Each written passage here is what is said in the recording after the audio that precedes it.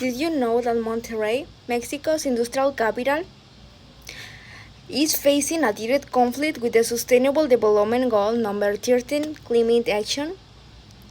Our identity as an economic powerhouse is directly clashing with the limit of the resources in our environment.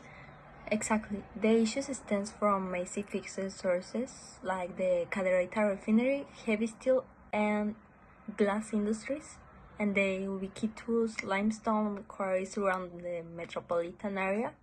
Together, they release a constant stream of sulfur dioxide, nitrogen oxides, and fine particulate matter, creating a toxic chemical cocktail. But it's not just about what is emitted, it's about where it gets trapped. Monterrey has a unique bowl-shaped topography. The surrounding Sierra Madre mountains act as a physical barrier that traps emissions at ground level. This worsens drastically during winter thermal inversions when cold air layers block the dispersion of pollutants. The statistics are alarming. Monterrey experienced poor air quality for over 280 days of a year. Basically, this means between 60 and 70% of the days on a year registered deficient levels, making it one of the most polluted cities in the entire country. Facing this reality, a question rises: who regulates this? The answer is complex due to the overlapping jurisdictions. At a federal level, institutions like SEMARAT and Profepa control heavyweight, like Pemex or the chemical sector, which limits Nuevo Leon's state government from directly sanctioning them. On the other hand, the state government manages local sources such as quarries and vehicles through the Pijeca plan. However, heading into this year, results have been mixed and goals have become less ambitious due to the persistent difficulty in meeting the regional targets. But this goes far beyond laws and regulations.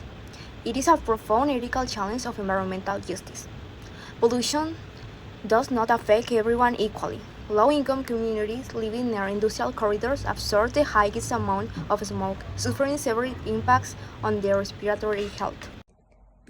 From the perspective of ethics, responsibility, and human rights, every individual has the right to clean environmental and good health. Ignoring environmental degradation represents negligence and indifference anti-values that we must fight with cooperation and green industry. Knowing that we cannot shut down heavy industries overnight, we adopt a philosophy. If we cannot stop industries today, let's build a shield for our community tomorrow. And that is how Pocket Lungs was born. Pocket Lungs is a project that merged digital environmental monitoring with collective health. Globally, around 454 million people suffer from chronic respiratory disease. The idea is to use smartphones or portable devices so that any citizen can monitor their lung function in real time and without depending on a hospital. But it's not just about measuring the damage, it's about actively changing the environment. The project proposes the creation of tactical green refuges through biological barriers or phytoshields. The main objective is to reduce direct exposure to the fine particulate matter by 20% to 30% in critical zones. Additionally, these green refuges aim to lower local temperatures by up to 5 grades to combat urban heat islands.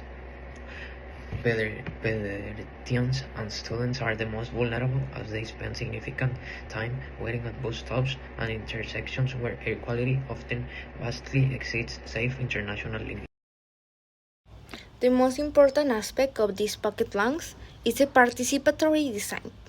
So it empowers neighbors and students to take ownership of these green refuges. It means moving from indifference to citizen social responsibility. It means protecting the health of communities that have historically carried the burden of industrial development. And ensuring intergenerational justice in creating cleaner air for future generations. Because change doesn't just come from mayor laws, it starts with the actions we take to protect one another. Let's take care of our air, let's defend our lungs.